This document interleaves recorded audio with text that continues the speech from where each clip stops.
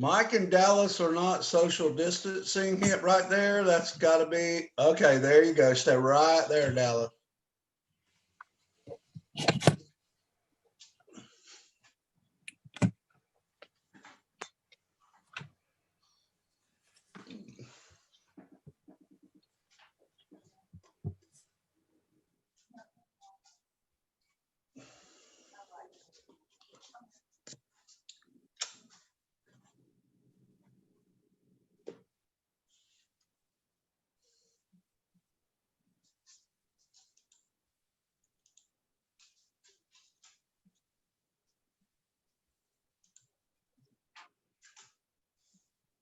Get out of there, dog. Go on. Get him.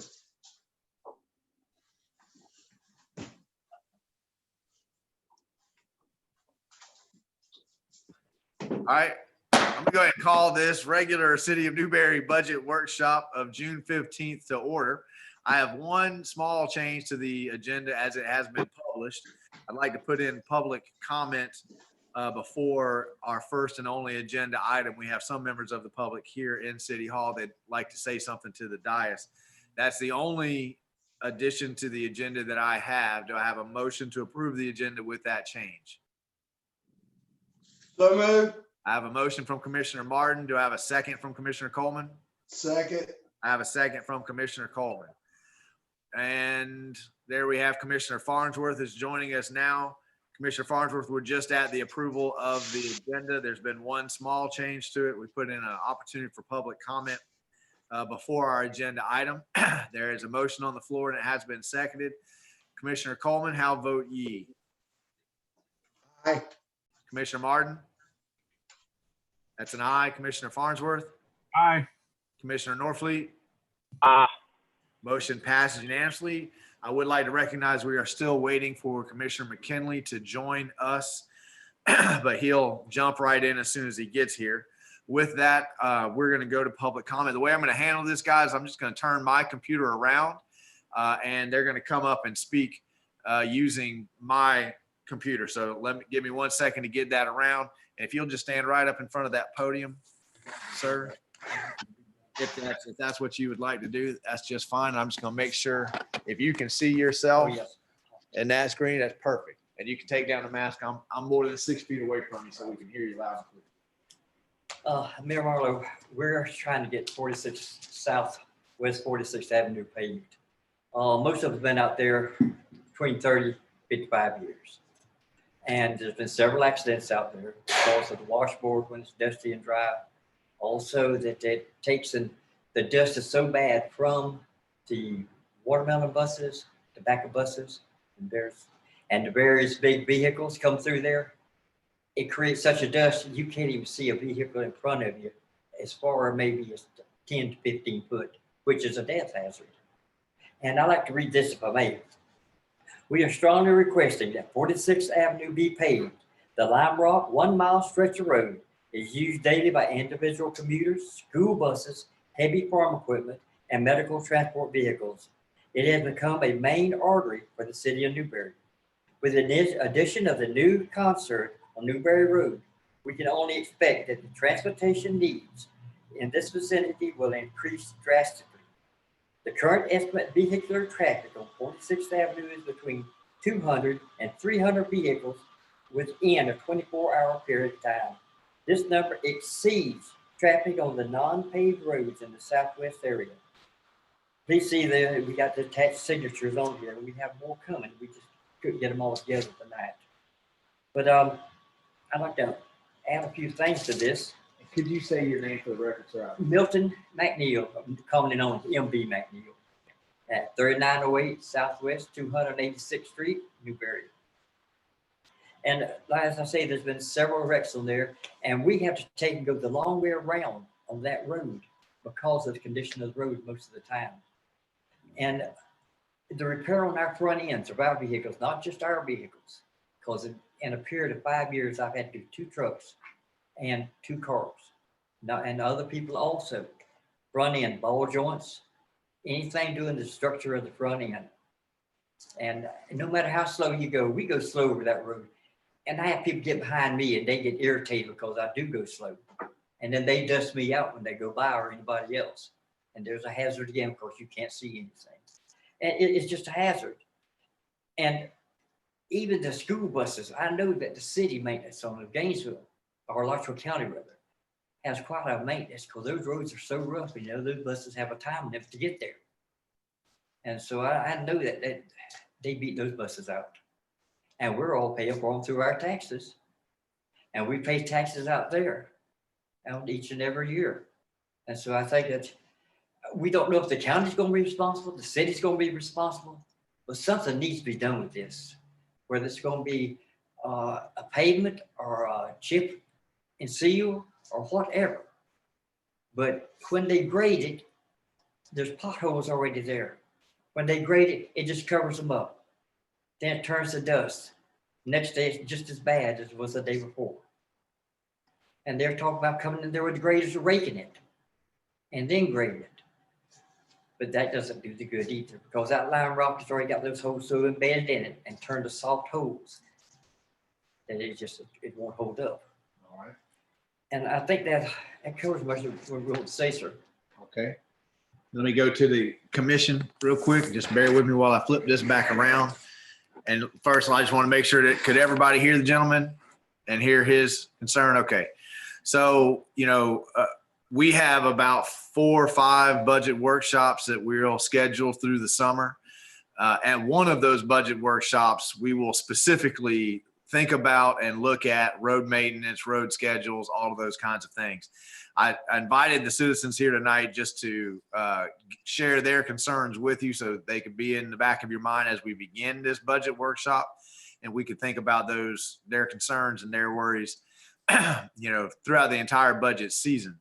Does anyone have any questions for the gentleman before I tell them they can go home and watch the rest on YouTube? Commissioner Coleman? Another thing, this is a comment, not a question, but Right. Another thing is that we're digging into, I think that's the Smith property to the south of that road, just to keep the water off of it. We're having to dig ditches. I'm strongly in favor of us doing something with that 46. I take that road a lot, and there is a lot of traffic. I don't understand why there is. I don't know what they're bypassing. I think a lot of it means they take that county line road and down to 46 to cut over, maybe to get into Archer to work or Archer Road. I don't know, but there is a lot of traffic on that road, and it's terrible. Well, so. And I think that your sentiment, Commissioner Coleman, is probably shared. I'm going to ask the manager, but I believe in our last conversation, we determined that section of road is actually owned by Alachua County. Right. So we'll have to figure out, how does that work? Mr. Manager, did you have a question or comment? Can you answer? Do we own that section or does the county own that section? Go ahead. Yes, Mr. Mayor, I wanted to kind of reply why the McNeils are present, just because they may not have an opportunity to hear this. Southwest 46th Avenue to west of County Road 337 is a county-owned road that the city of Newberry maintains via a maintenance agreement with them. We provide the grading and maintenance services, but improvement of roads that we don't own is probably the lowest priority as a city that we could have. You got to fix your own stuff before you start fixing your neighbor's stuff kind of mentality. Now that's just staff's perspective. This commission can direct us to do anything they want. The cost to chip seal that 1 mile stretch of road, and we consider Southwest 46th, Southwest 30th, and Southwest 15th. They're all 1 mile segments. They're all owned by the county, maintained by the city of Newberry. They all connect County Road 337 to County Line Road. Of the 15 or so miles of unpaved road, it's 13 to 15 miles of unpaved road that we maintain.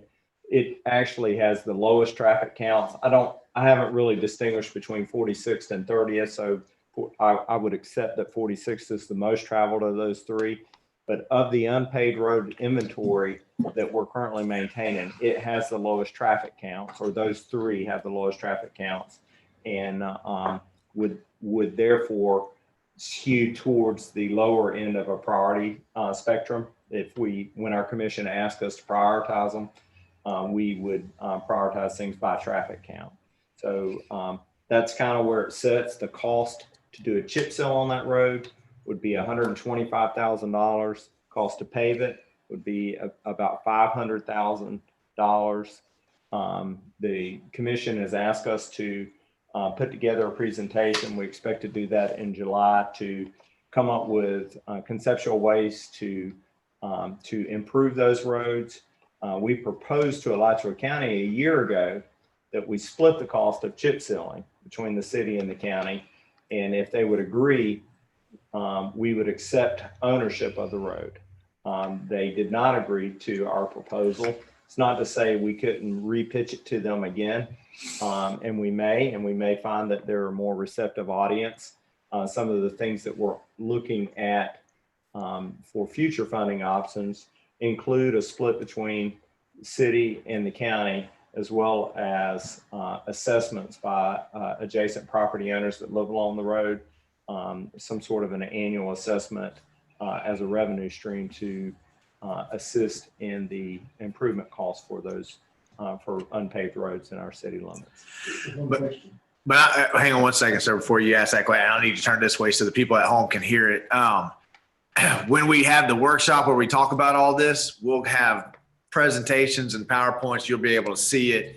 The conversation will flow a whole lot better that night. I think tonight, what we just wanted to do is make sure we got on the record in front of the commission that you guys want us to be thinking about this and all of those kinds of things. So I would, and for the commissioners at home, the folks have brought a petition that they are working on. I looked over it. It looked like they had a couple of pages of names filled out. I'd encourage you guys to continue working on that. I know you just started it, but let's get a list of all the folks who are on that road, their contact information, what they'd be in favor of, and let's see if we can get all of those folks to come back the night that we have a budget workshop and we're actually focusing on roads and maintenance and all of those kinds of things. Does the commission have any other questions or comments that they want the residents to hear? Commissioner Coleman again.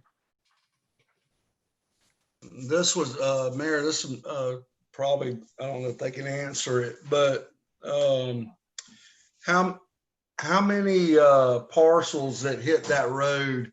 I believe the Smiths on the south side that own that corner, I'm pretty sure it's in the city limits, but do you know, is it 50-50 or? Between people who live in the city of Newberry and yeah, on that road. Do you have any idea how many folks? Well, there's not very many that are not very many that are incorporated. Annexed in, no, sir. There's not many annexed in. Okay. Because the way the properties are. Right. Everything has to be joined. Right.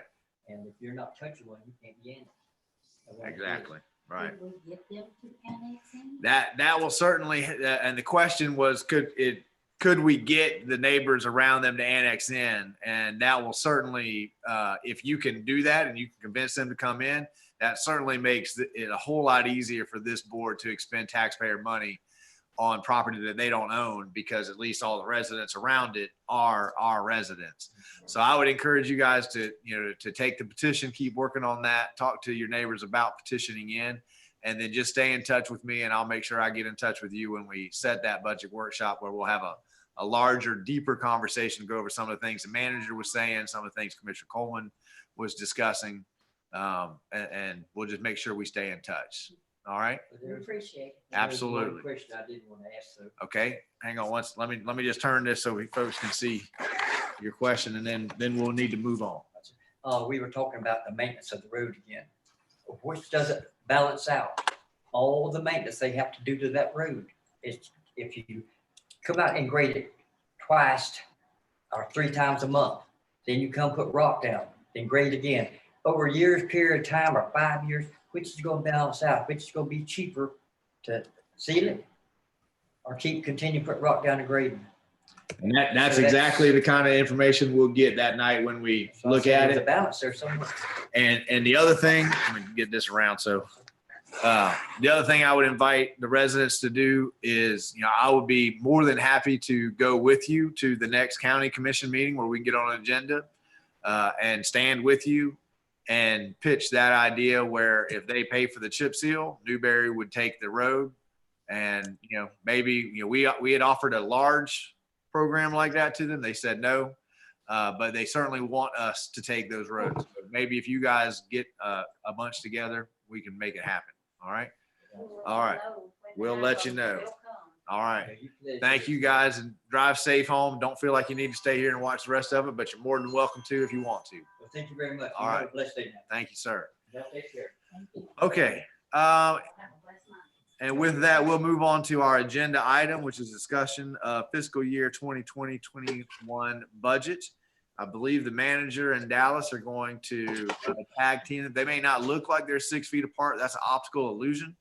It's because of the angle of the camera and the curvature of the earth.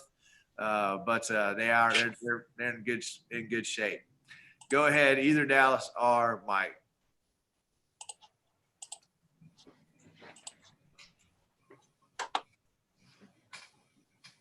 Thank you, Mr. Mayor. And welcome to our first budget workshop for fiscal year 2021. As you know, annually, we conduct a series of workshops. Most years, staff plans for 4 workshops with the commission. That'd be a kickoff meeting, which is kind of what tonight is, to get everybody up to speed on, where we are and how we think about budget. Then we'll have a budget dedicated, or a budget workshop dedicated to general fund. We'll have a budget workshop dedicated to enterprise funds. We'll have a wrap-up workshop. That's at minimum. Most years, or at least some years, the commission asks us to have additional workshops. Last year we had a 5th one. I think a year or 2 before that we had a 6th and a 7th one. So we're here to to serve the commission, make sure we provide as much information as we can so that the commission feels comfortable with our budget as we move forward. To date, the budget began for staff in January. It never ends for Dallas, but for the rest of staff, for the rest of the staff team, it began in January. We started working on our all factors or areas within the budget in terms of personnel, operations, capital, those types of things, and have done, a yeoman's effort, 85 to 90% of the work in developing a continuation budget. Every year we get thrown a great big curveball. Sometimes we're getting it from the property appraiser's office that says our appraised taxable values are going to be less than they were a previous year, and that's a challenge. Some years the state legislature is proposing some sort of a tax savings for residents that are going to result in a significant loss of revenue. And this year, our challenge is COVID-19 and what it's going to do to the revenues that the city receives, particularly on the general fund side. As the commission knows, and the public generally may know, a very fair share, maybe 25 to 33% of the city's general fund revenues comes through sales tax sharing formulas, either through wild spaces or through the state's sales tax sharing formulas. And the state's revenues in terms of tourists have been significantly down. We don't know the extent of those impacts. The governor hasn't passed his budget for 2021. He's waiting to get a better assessment on what the impacts to the state will be. So we are entering the budget season with a pretty big question mark on what the entire picture of our general fund revenues might look like. But we are currently working under what we consider to be a continuation budget. It's what the commission has asked us to do the last 4 years that I can recall, and we've not received direction otherwise. So a continuation budget is essentially, hey, city, hey, residents of the city, we're going to keep providing the same level of service at the same level of service. And there's, you know, some of our expenses may increase because our employees get raises, or there's price indexes in our contracts, or the cost of living just goes up a little bit. So our budget may be a little bit more or less. Some things go down this year, fuel's going down, but generally it's the same budget as we adopted last year, adjusted for price differences. That's what we've been operating on to get to this stage of the budget, and we'll continue to move that direction unless the commission gives us different direction within these budget workshops. So as we typically do, the presentation tonight, we've got a PowerPoint presentation. Dallas and I will kind of go through that, and we'll switch off back and forth as to who's leading most of this discussion on a particular item. Good evening, Mr. Mayor and City Commissioners. As always, we'll start off with the budget timeline and process. As the manager mentioned, we've been working on the budget since January. Today, obviously, is your first budget workshop, but coming up very quickly in July, your first commission meeting in July, you'll be voting on your preliminary fire assessment rates. And then at your second meeting in July, you'll be voting on your preliminary millage rate. Again, these are the millage and fire assessment rates that are the caps, the highest you can go. And they're the amounts that are going to be advertised on your trim notices when they get mailed out to your residents. Then in August, we're going to have our third workshop. The trim notices are going to get mailed. You'll vote on your final fire assessment rate for the year. And then in September, we'll have our final budget workshop on the 1st September, followed by our first and second public hearings, and then adopt the budget, with the budget starting in October.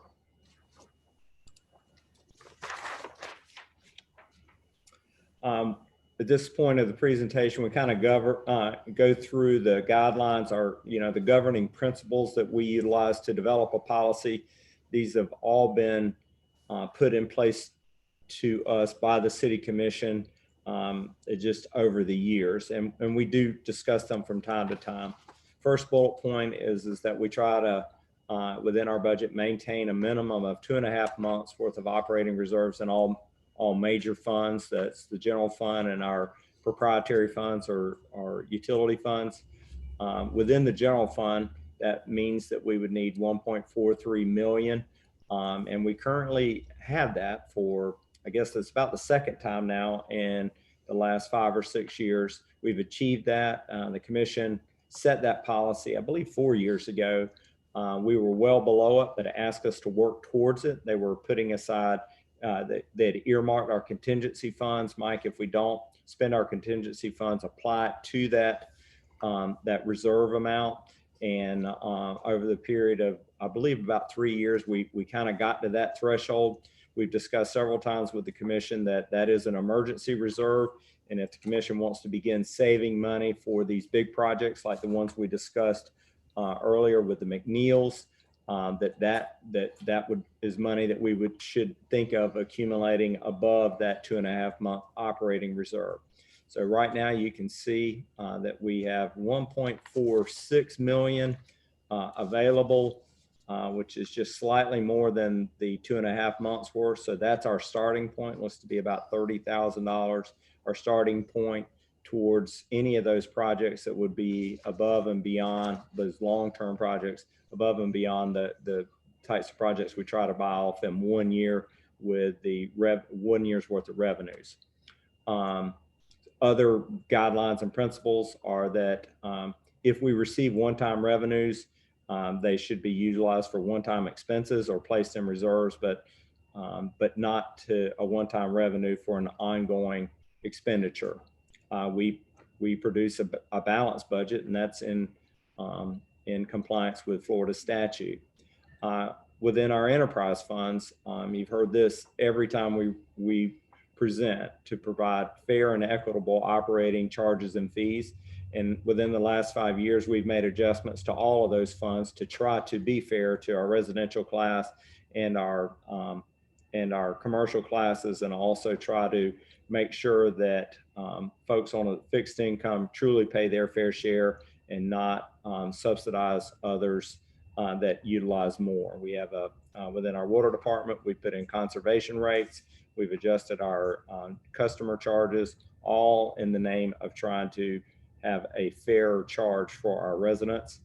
We've done a really good job in the enterprise fund recently of developing rates that were sufficient to cover our expenses. We're not over accumulating in any of those areas to date, but we're also not losing money in those areas. The commission, at the commission's directive, we've diversified our revenue streams considerably, and we're always looking for additional opportunities to do that. Just over the last 4 to 5 years, some of the accomplishments that we've achieved within our through the financial or budget processes that we undertake. We have increased our general fund reserves. We have diversified our revenues a number of ways. This commission over the years has expressed a keen interest in making sure that our public safety are well funded. And we've done that both on the police and the fire protection side. Significant investment in the city's fire safety over the last 3 to 4 years. The other area that this commission has been very interested in seeing funded was repair and replacement of our fixed assets, particularly utility assets.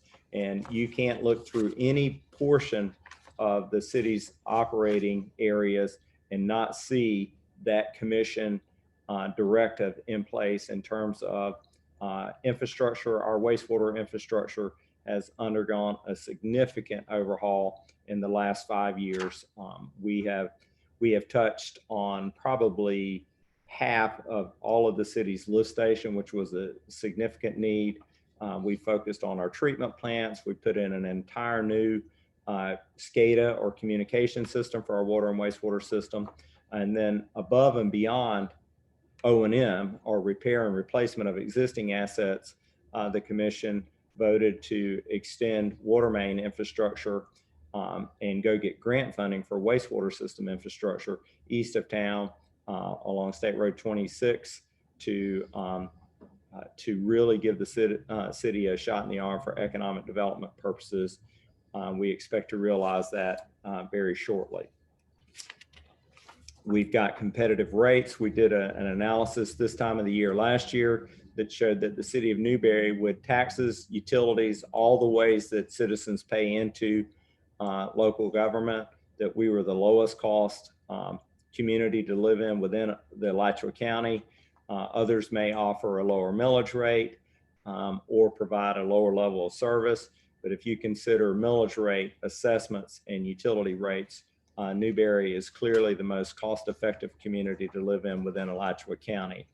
And all the while, we've managed to continue funding our planning department, our building department, and economic development initiatives that are important to our commission and our residents. Final accomplishment is that we, through initiative led by our commission to renegotiate or to negotiate a contract for law enforcement services and exit the MSTU for law enforcement, we continue to save our residents about $750,000 annually. We just recently checked that math. That's about $190, $200 per resident. And it's in small print, but I think it should be in large print. Over the past 4 years, we've saved our residents nearly $3.5 million because of the commission's decision to leave the MSTU. Mr. Mayor, the things that the commission that we're expecting to get feedback from the commission on throughout this budget process are these major areas of revenue diversification, what they'd like to see us do with the millage rate, which is currently 5.999. 9999. What we're going to do in law enforcement, and actually that's for the year is not in question. We're in the first year of a new contract with the sheriff's office. That's just a 3-year extension. And we were directed last year when we entered that agreement to begin thinking long-term. So we're going to have some discussion with the commission about what they'd like to see law enforcement in Newberry look like 3 years out and beyond. We'll be discussing our capital improvement program, the projects that the commission would like to see move forward, and the ones that they'd like to defer, at least for the time being. We'll always discuss our utility rates. The commission has in the past suggested that they'd like to see very minor incremental increases on an annual basis so that we can keep up with price index changes rather than big changes every 5 to 10 years. And Dallas had mentioned that it will be pretty quick that the commission is making a decision about our fire assessment for current budgets. In this continuation budget, staff proposes no change in the fire assessment. Right now for residential units, that is $175 each year. Long-term considerations, kind of looking a little bit further down the road, the things that the commission have mentioned to us that they are interested in discussing and making decisions on are facility expansions. At City Hall, we're some 27 years into this City Hall. We're kind of busting at the seams. We had a presentation just a few weeks, no, it's been longer than that now. It's been about 2 months ago to talk about what we might do with facilities expansion. And so we want to continue those discussions during these budget workshops. Last year during our budget session, we talked about whether we would have a municipal police force. If so, a need for a police station. So we've included that under facility expansion. We expect those discussions to be part of this year's budget workshops. Streets and roads, the commission has asked us to look at a surface treatment like chip seal or paving program for unpaved streets and towns. Staff has kind of categorized unpaved streets in 3 different areas. We have a repaving existing paved streets. That's a program that's ongoing, is funded out of our share of the local option fuel tax or LOFT. And we think that staff's perception is that's kind of the highest priority or responsibility for a city commission because we have an obligation to maintain things as we receive them. So we're probably 4 to 5 years into a repaving, resurfacing program. It's been very successful, particularly in the southwest portion of town, but you'll see some focus and staff's recommendations as we're going to move to some other quadrants within town. We expect that the commission would like to maintain at minimum that funding level of about $100,000 a year. The next level of priority for staff's perspective would be paving unpaved streets. We've broken that into 2 areas. Those unpaved streets in our urban core in the downtown district that we still have a few, I think it's maybe 2 to 3 miles of unpaved road. Staff has a couple different perspectives on how they might be paved due to the density of population in that area and the amount of trips on those roads. Staff sees that as a little bit higher priority than the last category, which is paving existing unpaved streets in rural areas. We've had lots of conversations about those in the past years. Roads like Watermelon Pond Road, like Holder Grade, the city maintains them. I believe we have 13 miles of road that are county owned that we maintain. Plus we have another, 5 or 6 miles of city maintained or city owned unpaved streets in these rural areas. We have a grading cycle of every 3 weeks. And last year, the commission tried a tactic of let's provide additional funding for Lime Rock to help get ahead so that our grading program has a little more long lasting to it. Occasionally, some of our roads are so thin on Lime Rock that we can grade them today and tomorrow they're right back to washboard. So we've taken this additional funding to try to get a better Lime Rock layer on those roads so that our grading will hold up longer. We're still early in. We're about 6 months, 7 months into the first year of that. We have spent a little more than half of those funds, but staff expects to spend the balance of it in the next month or so. We know that we've seen improvement, but we don't know how far along the lines we're going to get and how long it would take for this additional $20,000 a year in Lime Rock funding to get all of these unpaved roads in a manner that folks are comfortable with them. And Mr. Mayor, just point out, as we always do, we talk about Newberry being such a fast growing community, and it's true. Over the last 5 years, we've seen a sustained growth rate of about 5%, which is one of the highest rates in the state. It's not third fastest growing in the known universe, as is often reported by at least one person sitting in this workshop tonight, but it's still a very aggressive growth rate, and revenues tend to lag population. So I think that the job that the commission and staff have done maintaining or increasing our level of service at such a high growth rate has been pretty phenomenal. I don't expect we will continue to maintain a 5% growth rate moving into the next 5-year period. But if we do, I think that you have the right team in place to make sure that we don't see big reductions in service levels through that type of growth rate. And I'm going to let Dallas share with you the kind of some of the revenue sides of this presentation. Thank you, Mr. Manager. Mike always gives me the fun parts of these presentations. Starting with millage, which is obviously the commission's largest source of revenue. The property appraiser has provided us our 2020 preliminary gross taxable value. Came in at $474 million. We do anticipate this is going to change once they certify the taxable value to us in July. Typically, the property appraiser provides us a lower number to start our budget with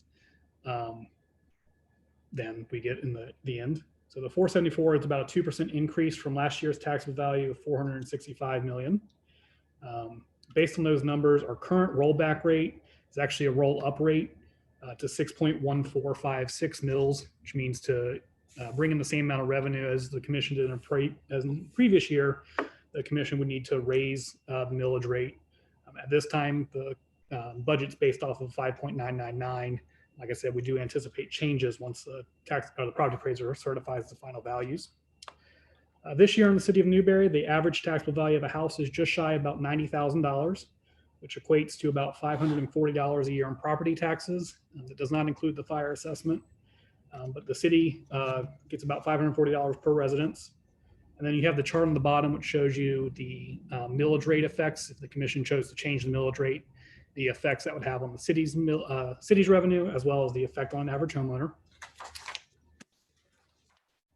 One of our favorite charts is where a tax dollar goes. I know we all get a lot of concerned citizens who call about their tax bills being several $1,000s and what is the city doing with all that money.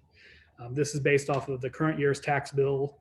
Shows about for every dollar a citizen pays on their property taxes, about 25% or a quarter of it actually goes to the city of Newberry. The majority of it goes to Alachua County, which obviously funds both the county and the constitutional officers, including the sheriff's office, the supervisor elections, the court system, et cetera. 30 cents of that dollar goes to the school board, and then the balance goes to the library and the water management district and the children's trust. Save Our Homes. As the commission knows, in 1995, a constitutional amendment was approved called Save Our Homes.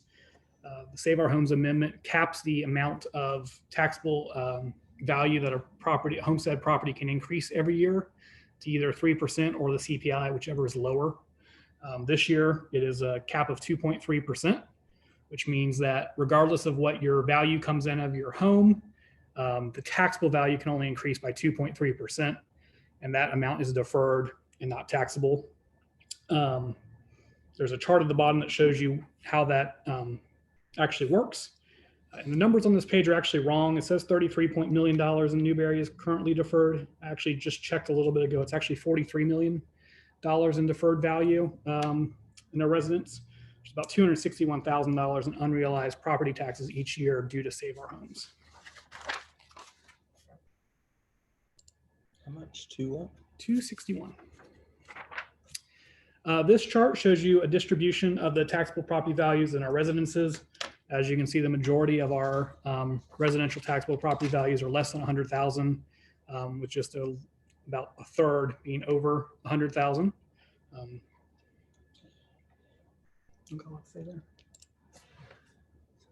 Here's your taxable property values by year. As you can see, the last few years, we've had some pretty solid increases. We've come out of the slump caused by the Great Recession, and we've been picking up taxable values each year. Obviously, a lot of that is related to the new growth and residential development in the city. One thing we do have to overcome every year is Argos's depreciation automatically drops us by $10 to $15 million every year, and then we have to add taxable value on top of that to see a positive growth. So this year we actually added $19 million worth of new taxable value to the city, but our taxable property values in total only increased about $10 million.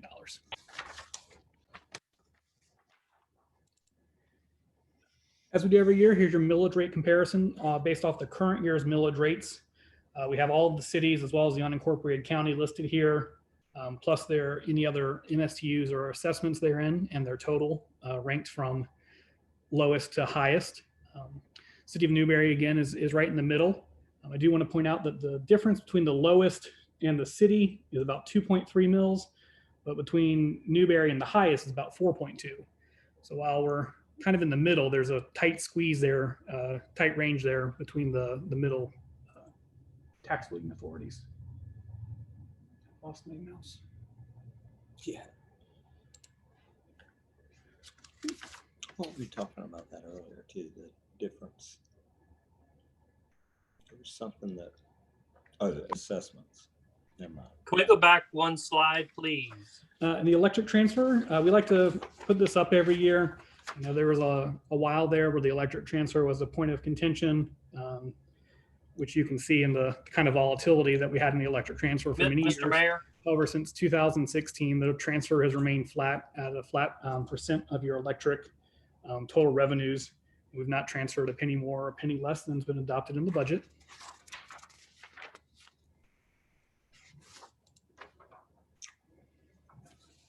And Mr. Mayor, I'm just going to pick up here on revenue diversification and options for revenue diversification.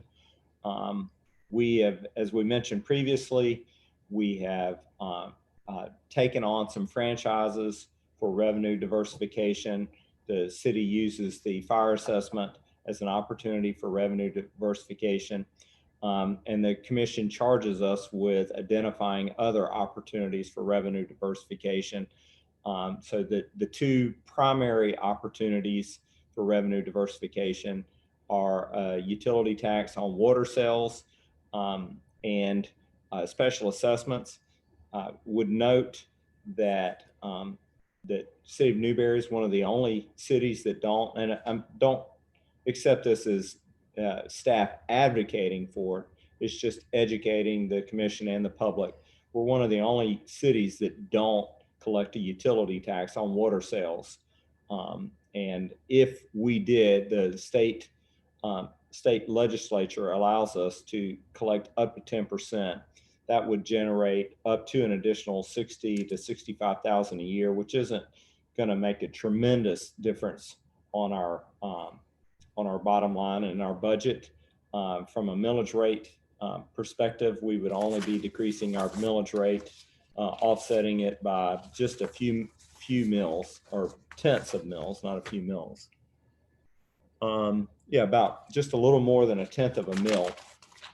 The one thing that staff notes, though, is that if you look at that chart that we were seeing just a page or two back about where we lie in terms of millage rate, the cities that are ahead of us, High Springs, Gainesville, they do collect that utility tax on water. They also transfer more electric revenues, either through their franchise fees. They're in the 6% range, and Newberry's in the 4% range, or through their electric general fund transfer. Gainesville transfers about 8%. City of Newberry transfers in excess of 10% of their utility revenues. We are at City of Newberry doesn't transfer. I meant City of Alachua transfers in excess of 10% of their electric fund revenues. Newberry transfers 5%. And again, staff isn't advocating for any addition, just wanting to make sure that the commission keeps in mind that a middle of the road millage rate when taken into consideration with some of these other revenue areas that we don't participate in or participate at a much lower level than other municipalities.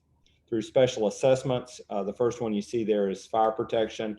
We utilize that tool, but there's a whole variety of other ways that special assessments could be utilized as tools for revenue generation. I think the appealing part of that to our community is those any revenues generated through a special assessment are earmarked and dedicated exactly to that funding source. So the transparency to the average taxpayer and the average elected official is much more apparent, and there's a higher level of comfort that money is being spent for its intended purpose. Mike, can we seems like a pretty good place to take a break and see if there is any question from the dais, comments from the dais. Commissioner Martin. Yes, can we go back to, I think it's slide 16 that shows the city comparisons?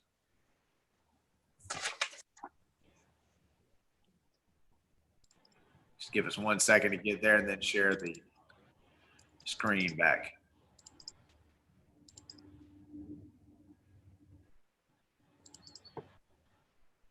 Yes, sir. I was adding the rollback rate plus the fire assessment. If my math is right, that puts us at 8.0900. So I just wanted to kind of note the calculation there for everybody's bit of benefit.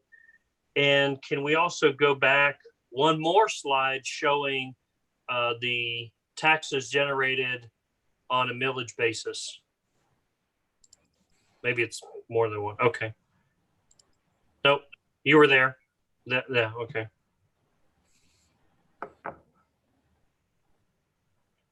And did we get emailed this PowerPoint? No, sir. We can email if you'd like. Yeah, just send it afterwards. I wanted to see a couple of these things, and I appreciate it. That's all. Thank you. Absolutely. Other commissioner comments, Your math is right. questions? Hearing none, we'll move on with the presentation. Okay, Dallas, go ahead. Our mic. No, COVID, did you? No, it's me. COVID? You wanted COVID. I don't know why. I don't know why either. Thank you, Mr. Mayor and Dallas. Apparently I signed up for this slide.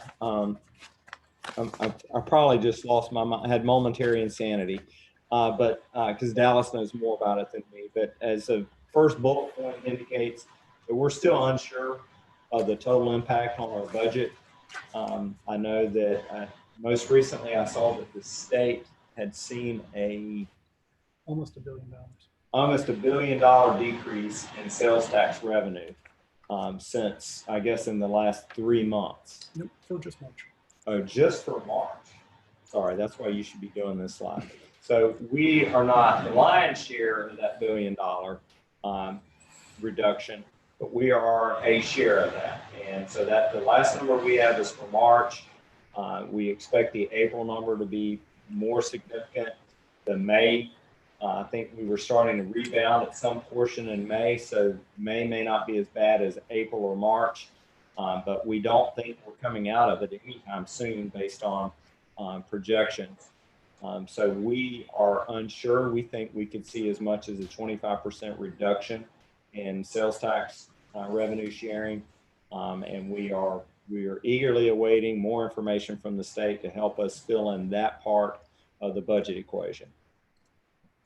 The impacts that are related to sales tax are mentioned down there. We get loft. There's an additional ½ cent that is for loft, or is that something different? That's something different.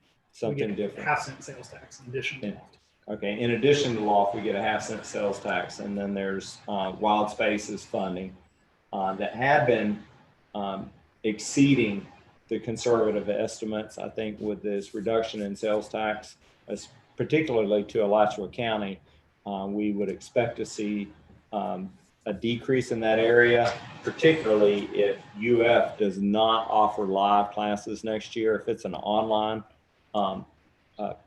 campus during the fall, I think that we would expect a pretty significant decreases in local sales tax revenue sharing. There's a bullet down there for building permits. To date, that hasn't been a concern. We keep expecting that it could be a concern, but we've seen a very robust pickup, or not pickup, but continuation in building permit activity since the COVID-19 became an issue or a concern for us, and hadn't really slowed down at all for us. All right. Moving into expenses, starting with our personnel, there's a lot of unknowns currently. One of the biggest ones is FRS. Every year the state legislature adopts new FRS rates.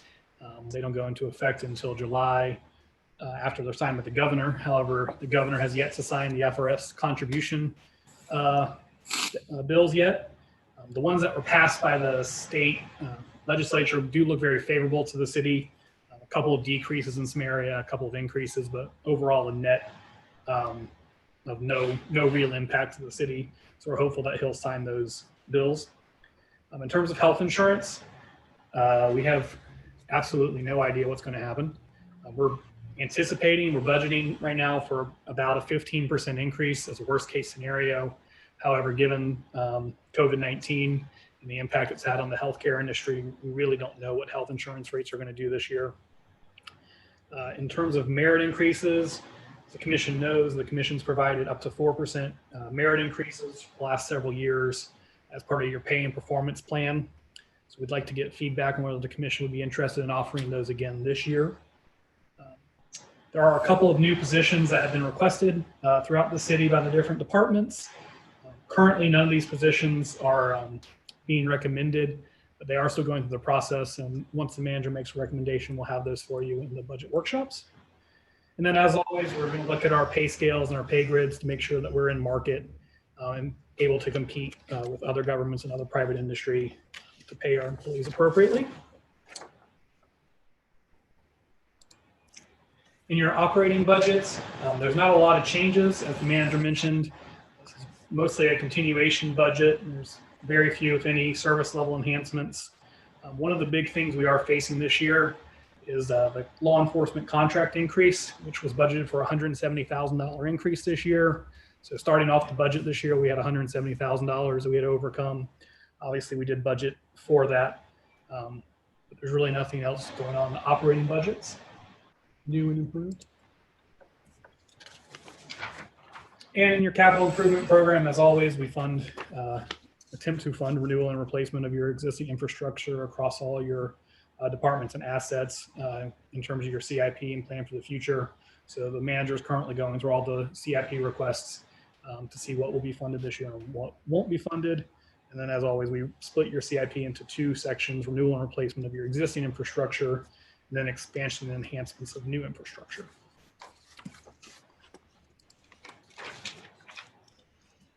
So we're just this is a recap slide just of the things that we look to the commission for feedback, input. We know that as the mayor says often, 90% or 95% of the budget it's set for us. It's that last 10% that we wrangle about with the capital improvement programs, which the commission would make priorities, whether they're interested in seeking alternative revenue diversification areas, what we want to do with millage rate, and so forth. I think we did a slide early on that talked about those long range. What do we want to do with facilities? What do we want to do with our roads? Type of programs. What are we going to do with law enforcement? I think we'll have a lot of conversation about those during these budget workshops, and come out of them the things that aren't funded necessarily in next year's budget. We'll have a plan for how to proceed. We're seeking a plan for how to proceed and what the commission would like us to begin exploring in terms of putting these things into place. A couple of big programs that are either currently funded or coming in on the utility side, so they might not have got as much focus in this presentation. AMI, which is a program that the commission funded for the current fiscal year at $1 million. Those bids are in. We'll be making a recommendation to the commission at our next meeting, our meeting Monday night, on a recommendation on how to proceed with that. So that's one of those long-term impactful type programs that the commission had been considering for quite a few years, and we're about to realize that implementation. As long as things continue to move forward and the commission is receptive to the proposals that were submitted, we should see implementation and rollout in the fall. The other program that is going to be a cost impact that is underway, cost impact to the city, is the State Road 26 road widening. And we won't be participating in any of the road construction costs, but our utility infrastructure, we expect enhancements in our electric, water, and wastewater system. While they have dug up the roads, that's our chance to get the infrastructure in that area right, so that it'll be there for the next 100 years, because it's doubtful that the state will have those roads wide open again anytime soon. We expect the cost for the water, electric, sewer to exceed $2 to $3 million. And so we're planning for those expenses as well. DOT is still probably 2 to 3 years out, but we're going through the design phases now. So that's just one more project to be on the commission's horizon as an expense that we think we'll see in the next 3 to 5 years. Mr. Mayor, that concludes our presentation to the commission. We'd certainly like any thoughts or feedback if the commission would like to offer them now, answer any questions that the commission may have. And Dallas, do you have me unmuted? Okay, folks, we'll start with the dais. Can you mute yours back there? Questions for staff on the presentation. Remember, tonight is kind of a big, broad overview. So if you don't have any, that's fine. We just need to get our minds geared towards thinking about these kinds of things. Does anybody have, I think now is an appropriate time to ask questions, get clarification on any expectations for revenues, and if any commissioner has any concepts, any ideas, any projects, any things that they want to see done, get done. Now is a great time to begin those conversations. I'm not sure. I know I've got the email asking to sit down and have these kinds of one-on-one budget conversations. If you haven't signed up for that, make sure you get with Dallas and Mike, and that way you can kind of spend a couple of hours just talking one-on-one about these things. So with that, questions, comments? Commissioner Martin. First of all, I just wanted to really actually kind of just take a minute and thank the citizens for their patience and tolerance over the last couple of years as we've made some of these improvements. Some of those investments on their side are actual financial. Some of them are just inconvenience, but bringing those things together and just having their involvement has been very good, and I certainly really appreciate it. We're kind of a three-legged stool, where the commission's one leg, the city staff is another, the citizens are the third. So I'm sure the appreciation for the citizens is not lost on this commission, and allowing us to be able to do that and having the buy-in on that. I want to reiterate a couple of things that I've spoken with you privately with mayor and city manager about my concerns for the population in our schools as it relates to growth. We've all kind of run a little bit on a smart growth sort of theme, tagline, so to speak. And I hope that we can kind of figure out something that we can do with the school board to try to stem off any problems that we're going to be facing in the schools.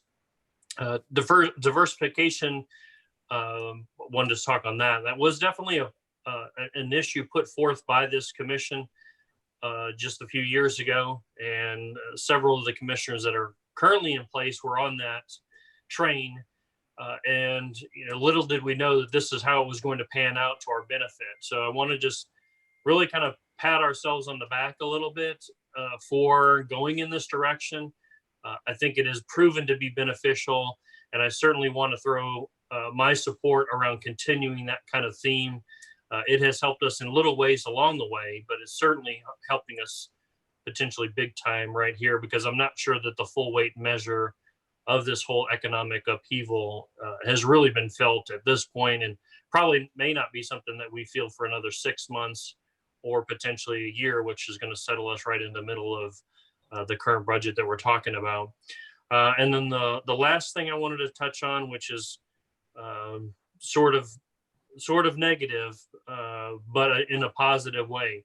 If there is a situation where we get to, and we are forced into the situation of talking about any sort of layoffs, bad word, layoffs, but I would rather at this point potentially put on the back of our minds foregoing any sort of merit increases or increases in general that we're not already committed to, as opposed to facing any kind of layoffs or any kind of adding new positions. And that's all I had, Mr. Mayor.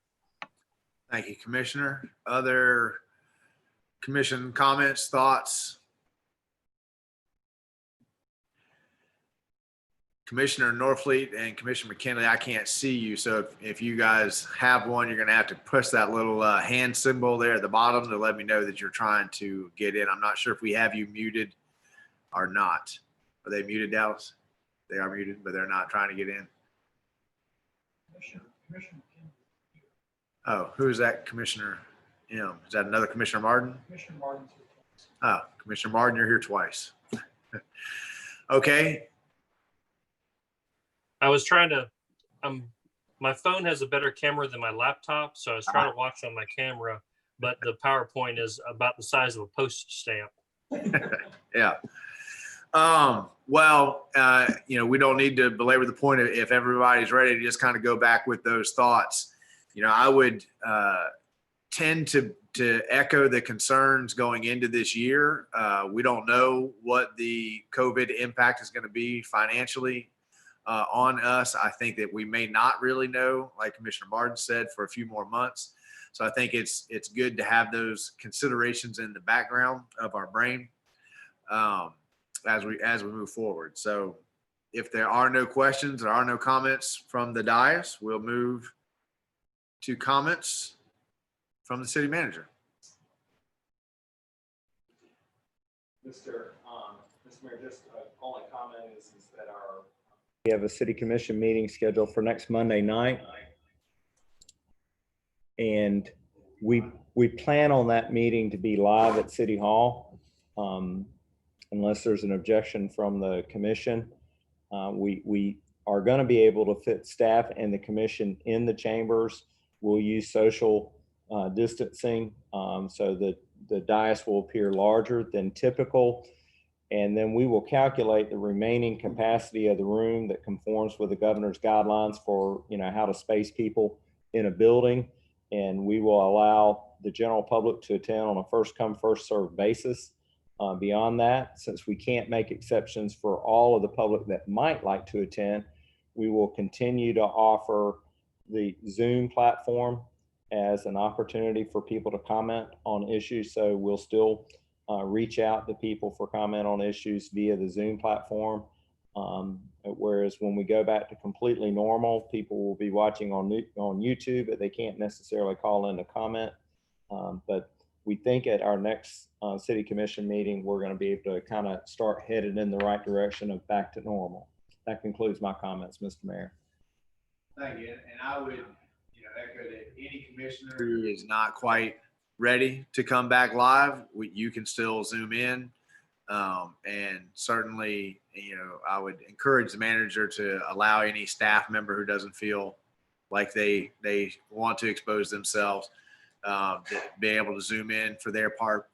remember, we need to give, and Ms. Rice, you're certainly, Madam Clerk, if you want to zoom in, you're welcome to zoom in. If you feel comfortable being here live, that's fine as well.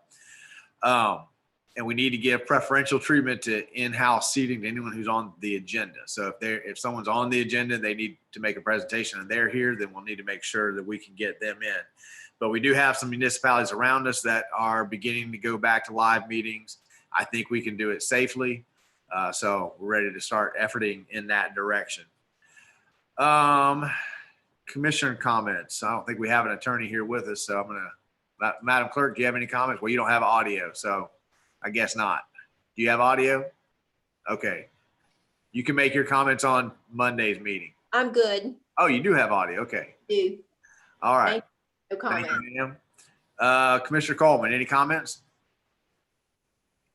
He has none. Commissioner Farnsworth, I have none. Commissioner Martin, No, sir. No, sir. Commissioner Norfleet. My only comment is to welcome everybody out to the 75th anniversary Watermelon Festival this weekend. Correct me if I'm wrong. I think the parade starts at 10:30. 10:30 parade. I'm pretty sure it's 10:30 parade. Lineup's about 10 o'clock. Festival will start right after that with the annual spitting of the seed. So please come on out. They've got the vendors are spaced out a little bit more. They've also managed to partner with another event. So I think it's going to be pretty huge. They've had almost 10,000 people view the event on social media. So I think folks are ready to come out and get out of their house and be outside and have an outdoor activity. So we're hoping for a good turnout.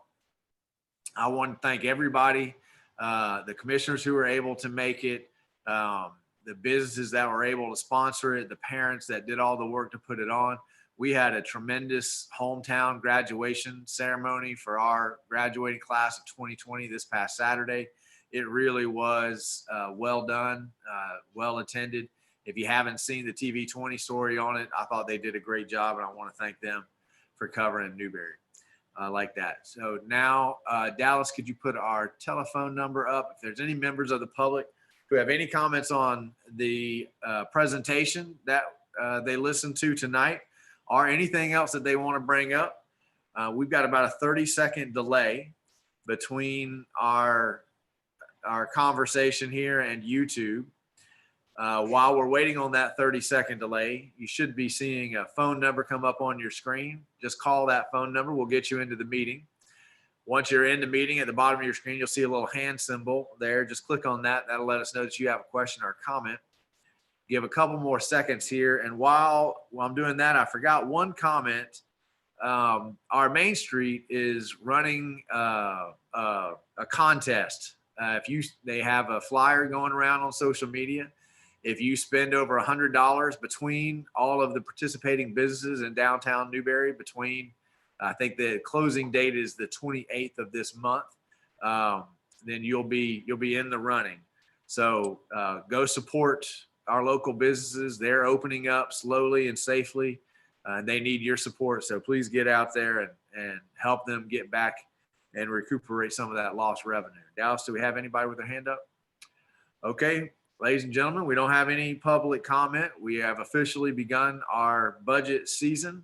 So congratulations to everybody. This meeting is adjourned.